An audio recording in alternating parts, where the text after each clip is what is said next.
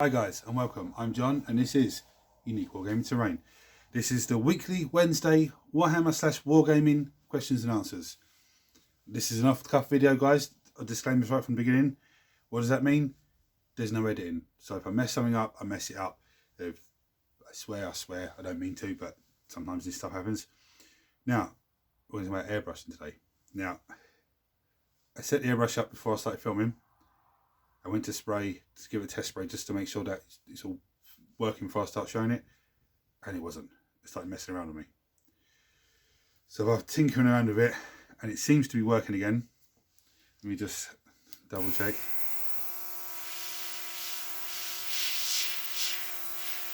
Yeah, it's coming out still.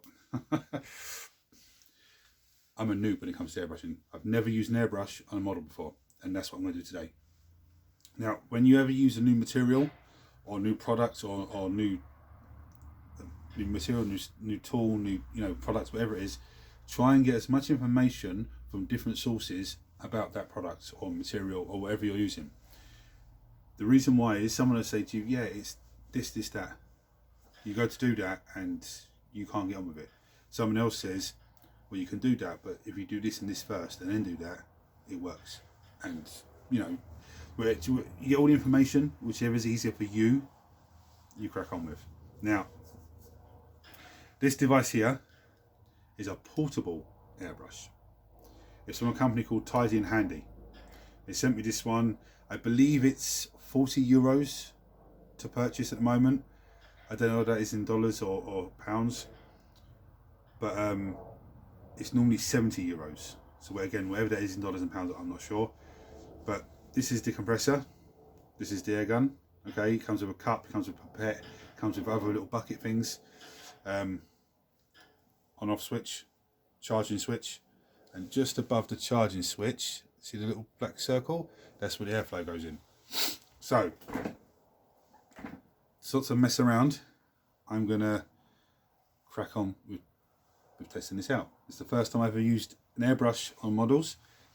I did use it the other day on the expanded foam bridge just to give it a test to work out distances I need to be and medium I need to use and all that sort of stuff.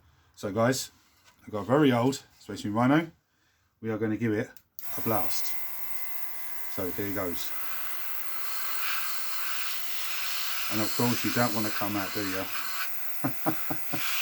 Come on. Oh no, it is coming out.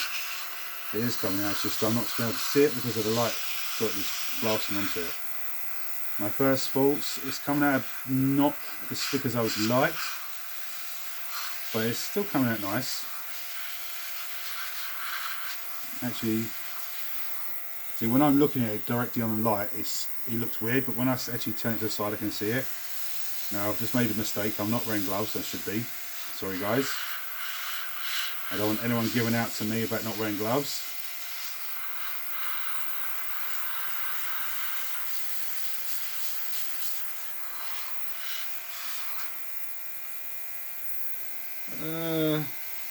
It's not flowing as much as it should be. I don't know if that's if that's my doing or if that's just the way it works.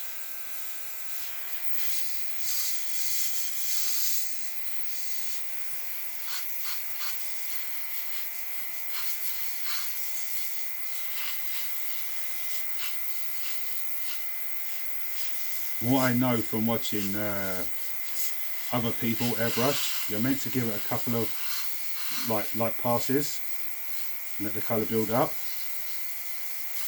I mean, this is the first time I've ever done it, like I said, so I have no idea what I'm doing right or wrong.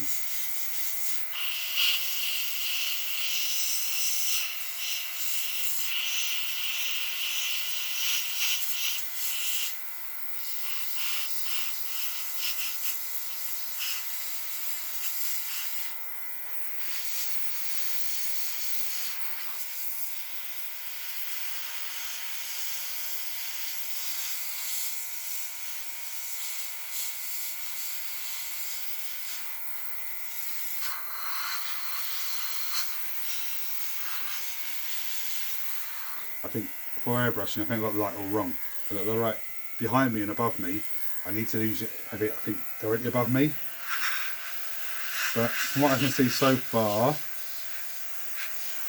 it's taking the paint nice. It's not as coming out as fast or as thick as I thought it would have. I mean, there's where we are. You can see it's sort of taking the colour. Again, see that I'm trying to show. I don't know how.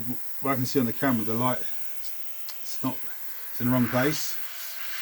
I didn't think about setting up the other light to face me. So sorry guys, it's my cock up again.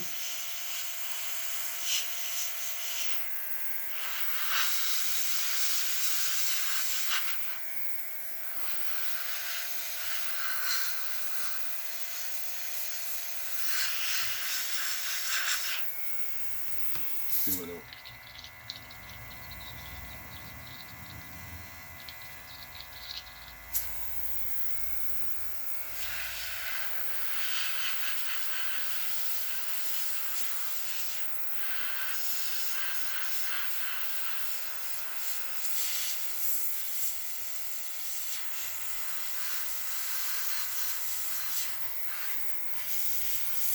Now, from what I understand, this gun has like an hour charge, but not to charge, as in like an hour's worth of power, roughly.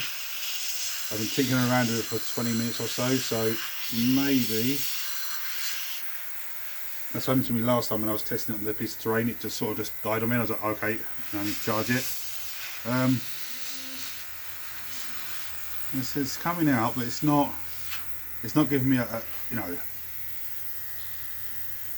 Where are we going? Let's get a bit of.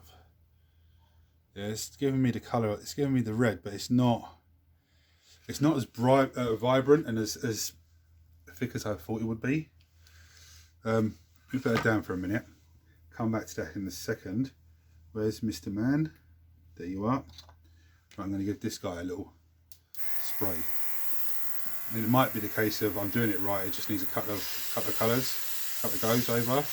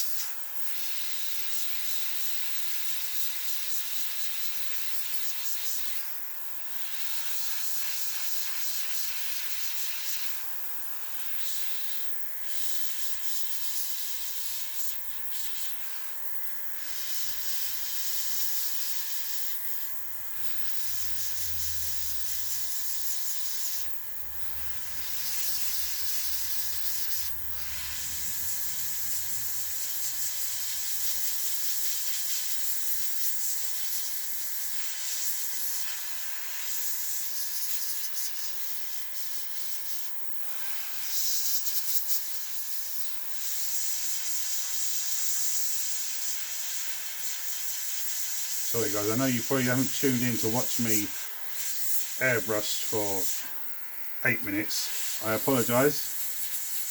So I said this is the first time I've ever used it, and I just want to talk about this product a little bit.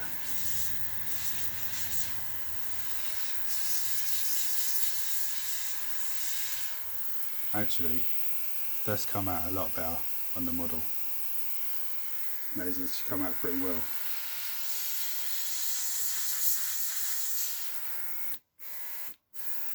Turn off. Right. So that's actually come out pretty well. Where are we? Keep going the wrong side. There we are.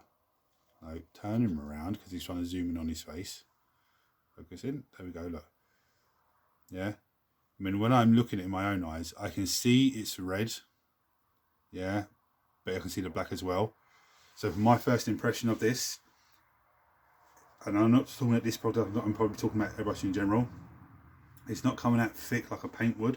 It's coming out very light. You have to just keep going over and over it to just bring it up. But I like it. It's starting to snow now. I absolutely like that. I absolutely like that. Let's have a look at the tank. So the tank again, the tank looks okay. It's, you see the, trying to get the light, block of light out of it. You can see the red on it, yeah. I think it's just where I'm looking at it and the light's above and behind me instead of being above me. It's looking a bit weird. The weather outside, the daylights, I've got the door open, so daylight's coming in as well. But it's starting to snow now, and it's going to be a weird old week with the weather this week. So I like that. If you're interested in that product, guys, it's Tidy and Handy. Yeah, TIDYANDHANDY. It's one word.com. And they do have bits and pieces, maybe not for models, but they do have bits and pieces like magnetic lights and all that sort of jazz.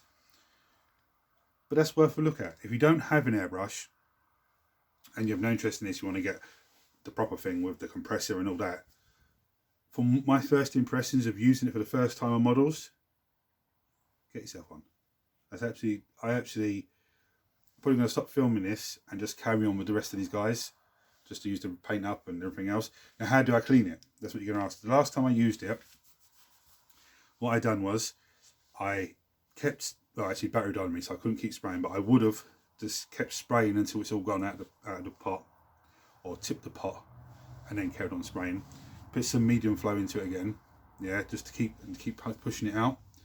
Then I would have gone over to the house, run some water into it, or run some water into it from here actually, because I've got my water pot here, and just keep spraying it until the water's gone. And then I'll take it to the house and I take it all apart. The front part where the needle is, this part, see this bit here, this first bit, yeah, screws off. This middle bit comes off and the end bit comes off. Inside there is a little needle. Now that, you do not want to damage that. So I rinse that gently under the tap. I get a bit of tissue and I gently wipe it. Make sure there's no tissue coming off onto it or anything like that. I clean the bucket out as well. I run some water into the top here because the bucket comes off, and that's how I clean it. And then put it back together. Obviously I clean these bits as well. And these bits, sorry. I clean these parts together and then put it back together, leave it to dry. No, sorry, don't leave it dry. I run the tissue in as much as I can to clear as much crap as I can. And then next time I come to use it, I put some flow aid in first, just to lubricate it all up. Give it a few test sprays, finger on the end to bubble it up, and then add a little bit of paint, and then where we go. So guys, I'm going to wrap this up there because I'm hitting 12 minutes. It's like, 8 minutes of me spraying. Interesting. I recommend this. Not just this product, airbrush in general, but this product is Tidy and Handy. If I want to use it in the house, off I go. If I'm going to my buddy's house, not with COVID, but after COVID, off I go. It's very handy. So guys, if you like this video, please hit the share, subscribe, like, and turn on your notifications, because I've already started work on the next terrain build, and it's going to be a good one. So guys, until next week. Oh, if you have any questions that you want me to cover model wise, check in the comment below here and I'll address it next week. Okay, if not, then I will, between now and then, I'll have a topic that I'll talk about anyway. Could be painting, could be models, could be materials, could be tools. Just check it below and I'll address it, guys. Okay, even if you think, oh, I know everything about this tool, check it below and we'll talk about it. Okay, because I might know things about it that you don't. Okay, or I might say things that you already know, but say it in a way that you go, well, actually, that's a bit easier to do. Use it like, oh, okay. So just check it below, and I'll see you guys next week. Take it easy, guys.